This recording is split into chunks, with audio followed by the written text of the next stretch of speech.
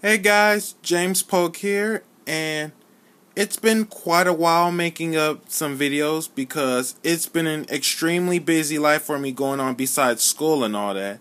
So I decided to take some time off from making those videos just because, it's life. So now that I'm back in the game, I decided to start something fresh and new. So the deck profile for today, I'm going to show it to you guys. It's none other than the Geargias. So without further ado, let's just jump straight to the deck. For starters, two Geargias.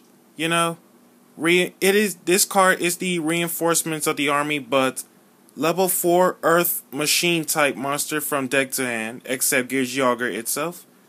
And if I use the effect of Geargia this way, can't special summon anything else except for machine type monsters, or likewise declare attacks.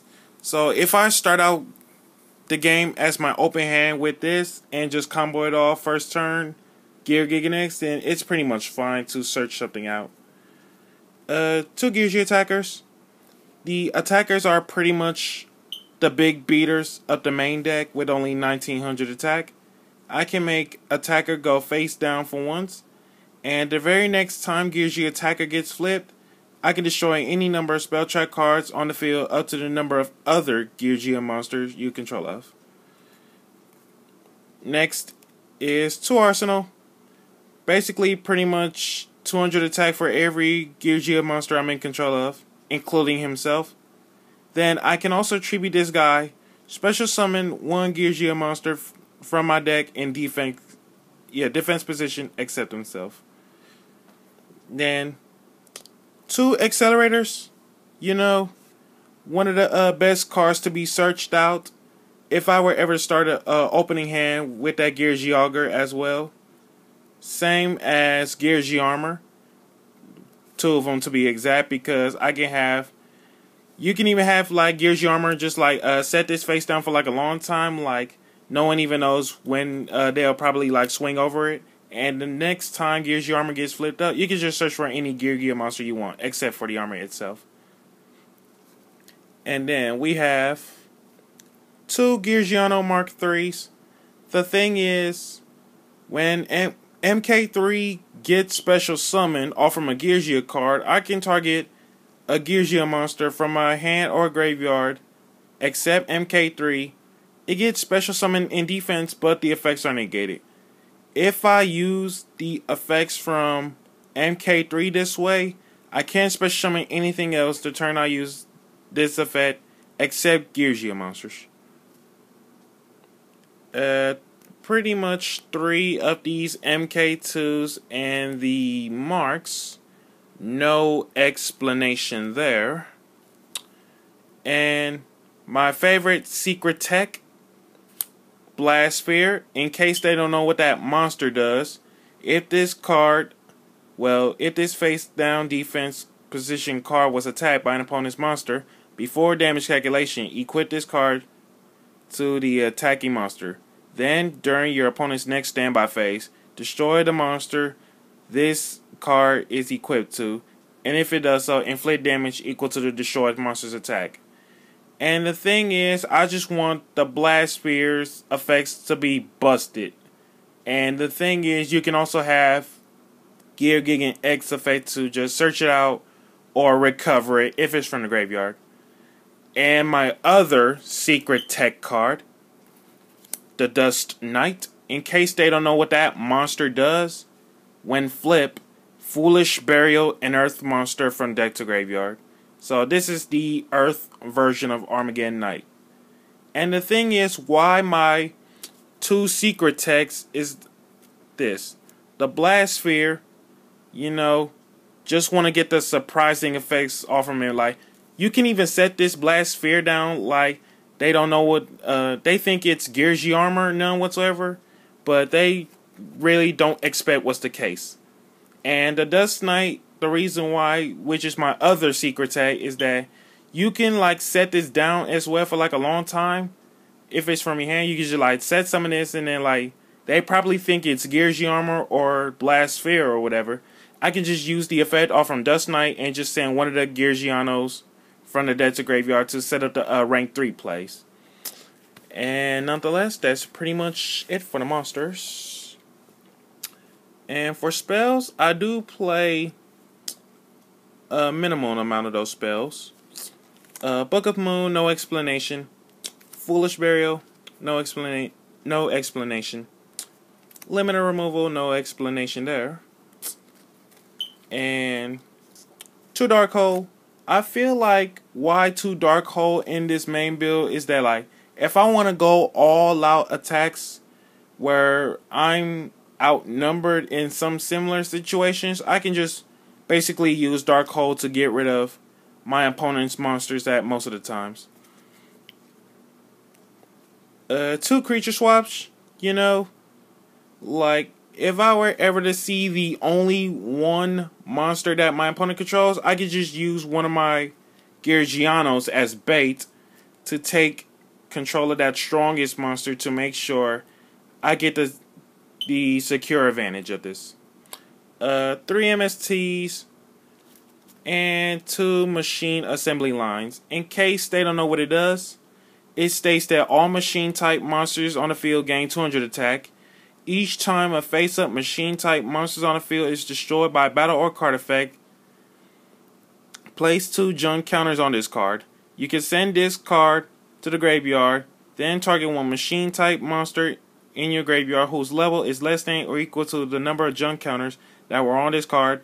Special summon this target. Special summon that target. So the thing is, while I have at least around 4 junk counters tops, I could just have one of my Geargias or my Blast Sphere to set this up. Like, if I were ever to go like Blast Sphere for one, like, or one of my Geargia monsters that has the effect that has to deal with face down, like, if I don't find a way to disrupt my opponent's strategy, I could just Book of Moon that Blast Sphere. If they were going to attack Blast Sphere, I could just Book of Moon the Blast Sphere, and to make sure its effects can reset. That's it for the spells. And for the traps, it's mostly staples, but time to get to the no explanation on the staples. Geargia Gear, Bottomless, Compulsory Evacuation Device, Torrential Tribute, that's it for those limited ones. Dimensional Prison, Magic Cylinder, Horn of Heaven.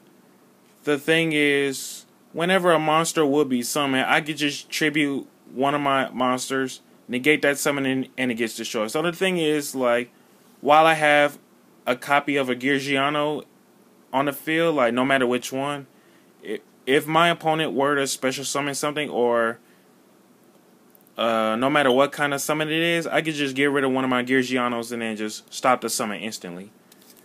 And then there's United Front. In case you don't know what that United Front does, that's as if I control 2 or more face-up monsters with the same level. That'll be the Geargias, of course. And that's as if a trap card is activated, negate the activation, and destroy it. And that's pretty much it for the main build. And onto the extra, well, the fact that Clash of the Rebellions has actually existed now, then I'm supposing that my extra deck is going to do some work. But my extra deck consists of 2 Geargia Gear Gigant XGs.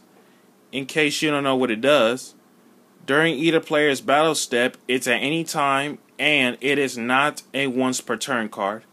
But during either player's battle step, while an attack involving your machine type monsters is occurring, detach 1 XZ material from this card. Not only you negate the effects of all face-up cards your opponent currently controls, also your opponent cannot activate cards or effects until the end of the damage step. And XG's side effect is when this card leaves the field, no matter where, you can target 1 Geargia card in your graveyard at that target's hand. Then we have 2 Gear Gigant X, no explanation there. one Geargia Samurai, one Abyss Dweller, and I feel like why Dweller in this Geargia build is that the fact that Necros has the most potential. Like, if they were to go Kaleido Mirror, like if they were to bust out Necros a Unicorn, I could just let my opponent go Kaleidoscope. I just go Chain Dweller to make sure that if they were ever to toss out the Herald from the extra deck to the graveyard, they can't use Herald's effect. And one Medquip Engineer. I feel like Engineer is one of my great cards in the extra deck. The fact that I can pretty much stall that one of my opponent's monsters from having such high attack. Like, if they were ever to declare an attack on one of my strongest monsters, at that point, I could just have that Engineer detach and just target one face-up attack position monster I control, switch it to defense, and if this happens this way, it can't be destroyed by battle or card effects throughout this whole turn. So the thing is, if I can just somehow get one of my Geargia guys protected, just Dark Hole or Torrential, while Engineer is on board, I can just have Engineer protect either one of my two guys or have it protect itself in some similar situations. But nonetheless, that's pretty much the extra deck so far. And without further ado, that's it for the Geargia build. And let me